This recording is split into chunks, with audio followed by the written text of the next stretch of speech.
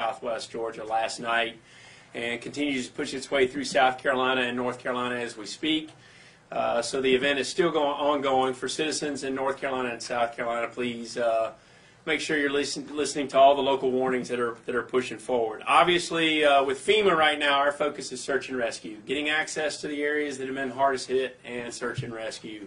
So we are working with not only the National Guards, the states of Florida, and the local first responders, but also our partners at the Coast Guard to do everything that we can to help those that are in need and to get through all the damage. And we do that methodically and try to make sure that we leave no stones unturned there. We were able to get some search and rescue crews in late last night. Obviously, nightfall limits what we can do there. So today is a big day for us when it comes to truly helping people and trying to prevent further loss of life as a result of what the Gulf Coast has been through.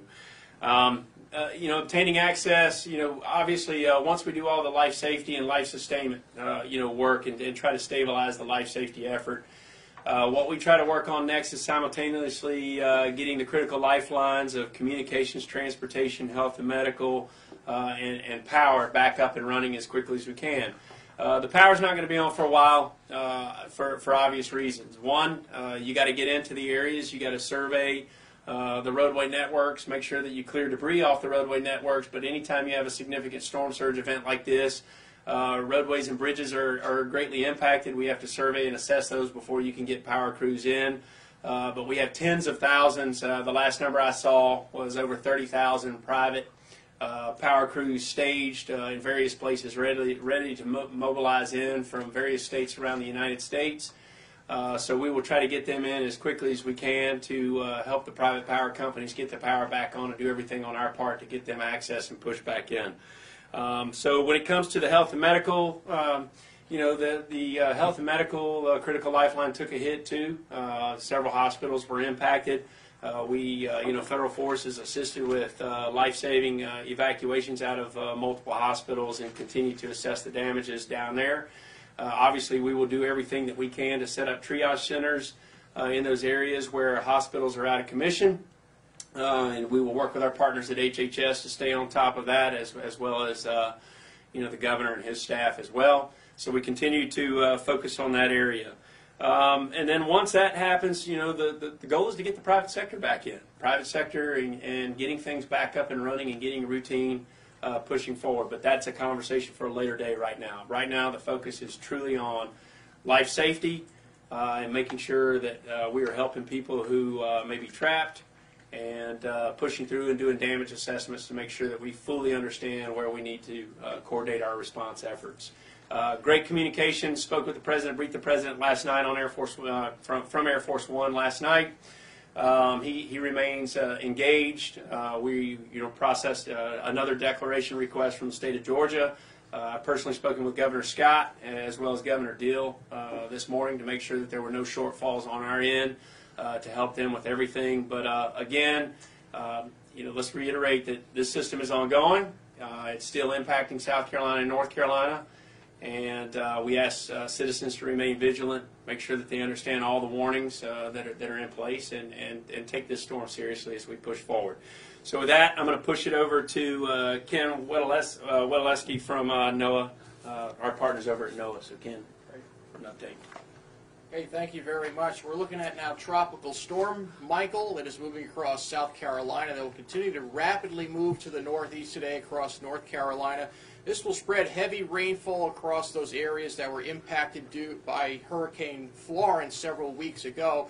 So we are looking at widespread moderate to locally major river flooding to once again resurface over North Carolina, likely beginning today, continuing for the next several days. Fortunately, the system is moving rather quickly, so it'll be off the coast tomorrow, so we don't expect this flooding to hang around as long as it did during Florence. In addition, we're looking at an enhanced risk for tornadoes today across the Carolinas along the track of Michael. Some of these tornadoes could be strong. That's something to watch out for.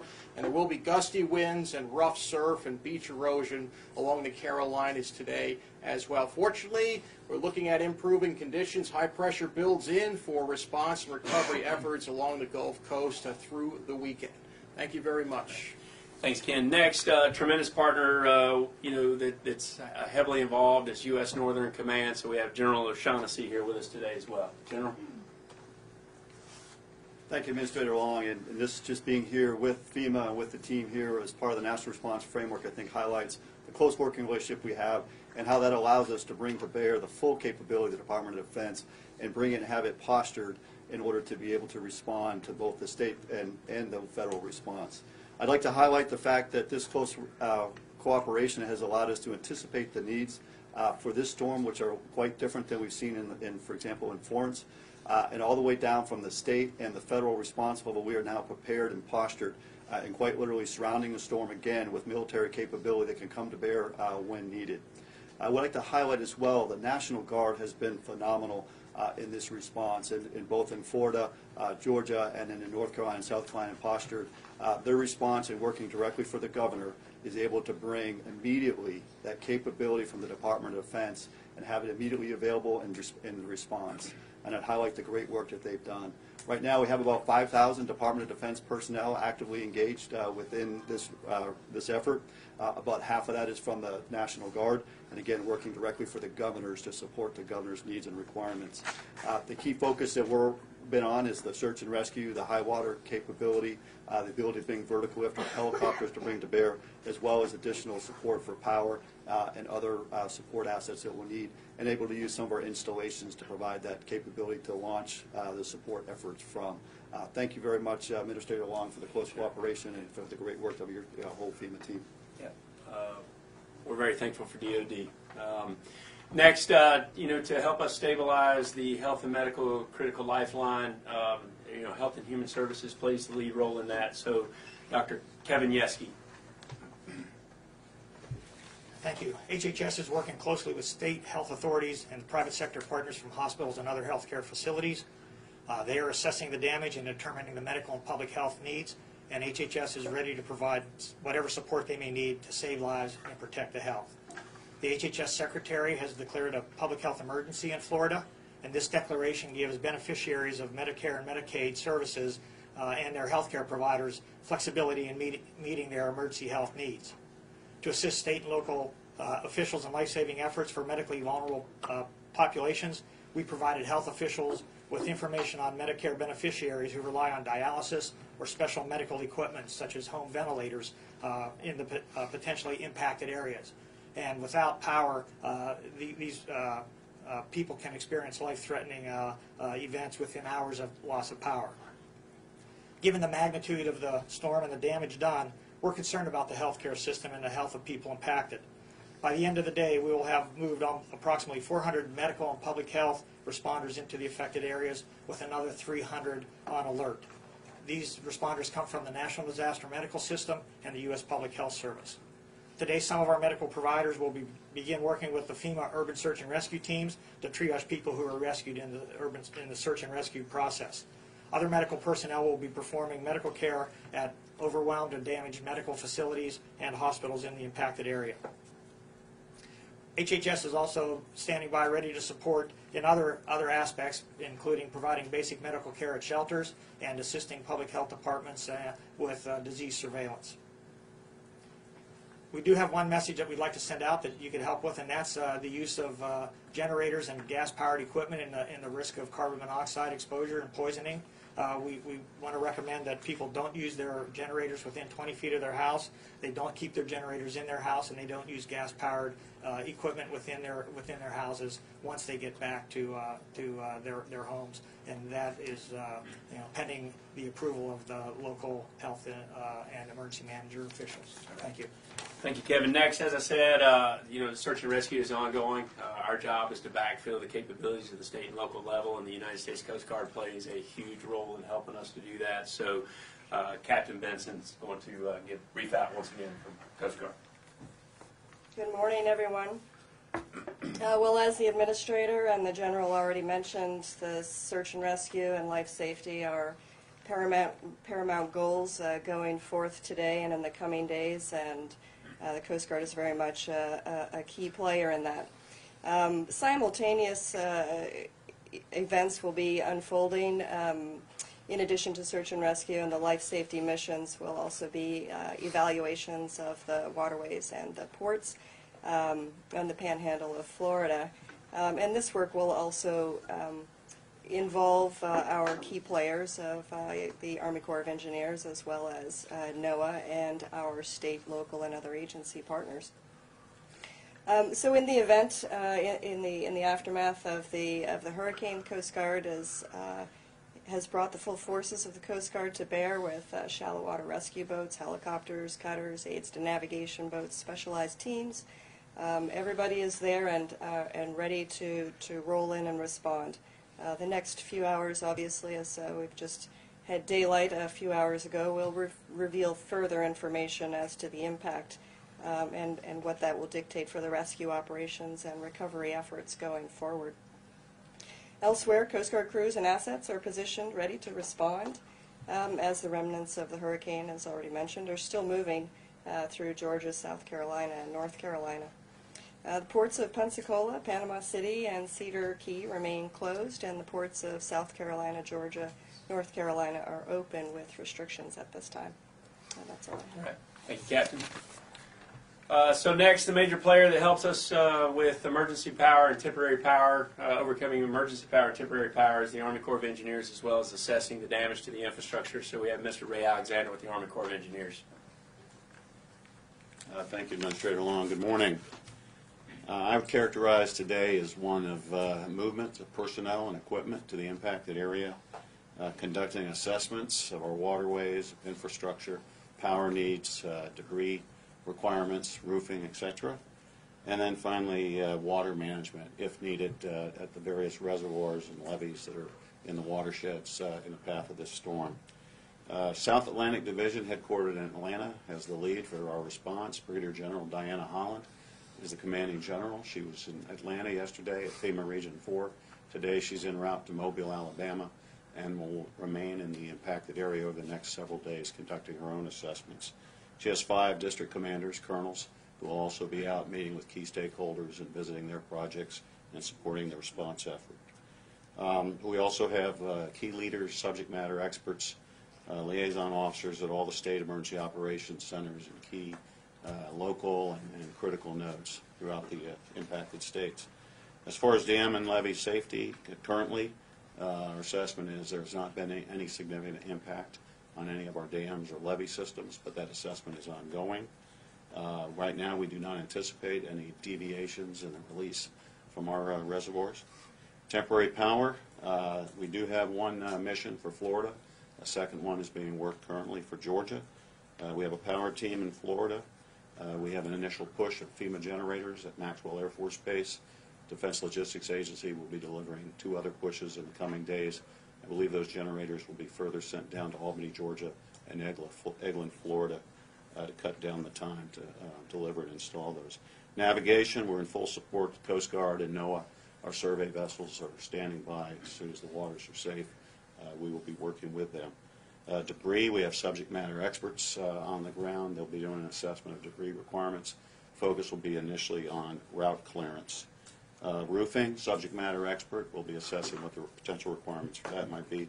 Same with water, wastewater. We'll be working hand in hand with EPA. We'll have subject matter experts. Over the next 24 hours, the assessments of the waterways, power, debris, roofing, and the impacts of all will continue. And then we'll start looking harder at potential needs for temporary housing, other infrastructure assessments, critical public facilities. And lastly, the Corps remains fully synchronized with the Department of Defense, Department of the Army's response efforts. Thank you, sir. Thank you, Ray. Next up, our partners with the American Red Cross. They play a vital role and lead role in helping us to overcome the food, water, and shelter critical lifeline to stabilize, life sustainment issues that we're facing here as a result of people being displaced. Peter Macias. Yeah. Thanks, sir. How are you this morning? So last night, across 3 states, Florida, Georgia, and Alabama, we had approximately 7,800 people who were sheltered in 100 facilities. And we're continuing to help and take care of those folks. As the sun comes up and we take a look at the damage, we know there are a number of people who will not be able to go back to their home. To that end, the American Red Cross is prepared and has pre-positioned shelter supplies, cots, blankets, and now moving in people into the area to help support and augment the Red Cross volunteers who are already there. And we're also prepared to work with our agencies to prepare tens of thousands and deliver tens of thousands of meals a day to those folks who've been impacted. Thank you. Thanks, Administrator. Buenos días, Daniel Yarguez de FEMA. La tormenta tropical Michael todavía es muy peligrosa para muchas partes de Florida, ya que pasó, pero todavía dejó muchos estragos. Entonces, continuamos nosotros vigilando la tormenta tropical Michael también a su paso por Georgia, por Carolina del Norte y Carolina del Sur. Y le pedimos a todos que tengan mucha precaución y mucho cuidado, ya que los caminos pueden estar bloqueados. Una de nuestras tareas y nuestras metas para Florida es empezar a limpiar estos caminos para poder entrar a comunidades que fueron impactadas. Y le pedimos a todas las personas que se mantengan fuera de los caminos, ya que pueden ser muy peligrosos todavía, aunque ya pasó la tormenta, y aquellos que están en la trayectoria de la tormenta, como en Georgia, Carolina del Norte, Carolina del Sur, que se mantengan también al tanto de lo que está pasando. También nuestra meta es estabilizar los servicios médicos, también los servicios de comunicaciones y la electricidad. Hay más de 30,000 equipos ya trabajando en esa área del país, en Florida, para poder restablecer los servicios eléctricos, pero les pedimos a las personas que tengan paciencia porque puede tardarse un poco esta tarea, ya que fue una tormenta devastadora. Hubo hospitales dañados también. Estamos trabajando como en el Departamento de Salud y Servicios Sociales, HHS, son uno de nuestros socios, para poder restablecer servicios y poder ver cuáles son las necesidades para poder operar y brindarle servicio a las personas que fueron afectadas. Nuestra labor principal también es salvar vidas. Es bien importante que podamos hacer esta tarea de salvar vidas. Empezamos con equipos de búsqueda y rescate ayer por la noche. Hoy, ya que salió el sol y que tenemos luz del día, vamos a continuar esas tareas de búsqueda y rescate. Y por último, el administrador Long platicó ayer con el presidente, le dio una actualización de lo que está pasando, tenemos el apoyo de él 100% y también está en contacto con los gobernadores de los estados afectados como Florida, Georgia y Alabama para ver cuáles son las necesidades y con los equipos que tenemos desplazados ahí. Gracias. All right. Thanks, Dan. Thank you, sir. All right, with that, we'll open it up for questions. Yes, ma'am. Ann Clarity with ABC News. Is there still the concern that not enough people evacuated? And also, you mentioned the hospitals. There are several that are right there on the coast. Were they able to get out in time? You mentioned you're going to have medical personnel nearby. So when it comes to the general population, we'll see. I think Mexico Beach took the brunt. That's probably ground zero. It's hard to say. We haven't been able to get in and truly assess. It's going to take us some time to do that over the next 48 hours. To fully understand who did and who didn't evacuate. But it's really too early to tell at this point. In regards to hospitals, the last thing you want to do is try to evacuate a hospital. When you evacuate hospitals, people's lives are put into jeopardy, particularly with sensitive patients like ICU patients and different things. So the goal is to try to get them to shelter in place. But in this case, they start to experience damage, and the hospital needs to move its patients out to make sure that we stabilize the standard of care, and that's what we've been working with. We've helped the state and local governments and stayed on top of moving patients out of hospitals that have been damaged, and we'll continue to push forward. And right now, we don't have an idea of how long those hospitals are out of commission. We hope to have a better sense of that by close of business today. One thing to point out, though, when it comes to the health and medical and the evacuations, like when it comes to private assisted care facilities and different things, it's really their responsibility to have evacuation plans and contracts in place. Many states have laws that dictate those plans and should be regulated and put forward. If those plans fail, then often we're called in to try to help. But we didn't get too many calls, last-minute calls to help assisted living facilities, last night or the day before to do so. But we do know that a lot of medical facilities sustain damage, in the impacted areas where the storm made landfall. Next question. Anything else? You said it's going to be a long, Kyle Madura, Great Television. You said it's going to be a long time before power's back. Can you put a even if it's a ballpark figure, more of a time frame on that? Well, here again, we're at the mercy of our private power partners. The Gulf Powers, the Florida Power and Lights, the southern companies in Georgia to do that. We take their time frame. What our job is to help the local and state governments to get the first bush debris open, get the roadways open so that the power trucks can come in. But obviously, everybody's seen from the TVs, it's not just power lines being down, it's transformers that are down, it's substations that have been impacted, and this is not stuff that you just put back together overnight, and it's unrealistic for people to think that it's going to happen within the next day or two in some of these areas. What I am encouraged about is that it's about I think the total power outages are somewhere between 500,000 and 600,000 people. We were actually estimating about twice, if not 3 times that amount, being out as a result of the system. So, that is some good news. But for that 500,000 people that don't have power, we understand the frustration. We're doing everything we can, but it could be multiple weeks in some of those areas. Yeah. Yes, ma'am. Samantha Garoth, Spectrum News. Wondering if you guys have a plan as to what parts you're visiting and surveying, is there a plan for when you're going to Mexico Beach? They're there. We have teams that are pushing in, trying to get into all areas. It's not just Mexico Beach. It's Southwest, large portions of Southwest Georgia and those rural counties, in there. So we're mobilizing to try to get in and handle as much of it simultaneously as possible. As far as me going downrange, my job is to make sure that we're doing everything from this point, for those governors that we can do, and then I hope to, I'm anxious to get out in the field just like the president is. I hope to be downrange Saturday, Sunday sometime, but my job right now is to make sure that we're doing everything we can to, make sure that we're not, we're overcoming any shortfalls identified by our state partners. Yeah. Good morning, Greg Wallace at CNN.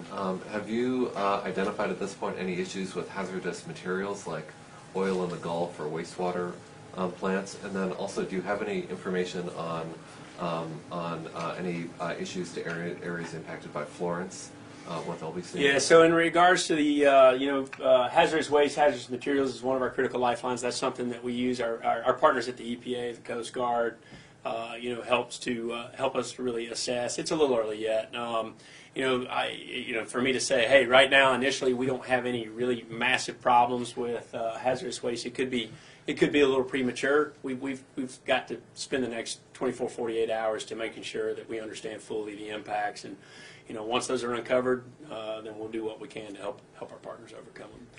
And then the second part of your question with Florence, the people in North and South Carolina have been through it, and this isn't going to help. We are encouraged, working with our partners at the Army Corps of Engineers. They do a tremendous job on water management. And, right now, because of the forward speed of the system, anytime that forward speed, and it's moving pretty quickly, that typically means less rainfall. But, some of the forecasts were isolated amounts of 9 inches in some areas in North Carolina, and it's tough for the riverine basins right now to handle that volume of water. But right now, the encouraging news is we're not anticipating any additional flooding over what's already occurred in Florence, but I know that those who are recovering would like this to get out, get out of their way so they can continue with the recovery. The problem is you're about to see storm surge of 2 to 4 feet again in some of those western Pamlico Sound and the coastal counties as the storm pushes out as well. So here again, it's not over. So folks, particularly in coastal North Carolina, need to be careful today. 2 to 4 feet in some of those low-lying areas can cause loss of life and damage. Yeah. All right, folks, any more questions? All right. Thank you. Thanks, folks. This way.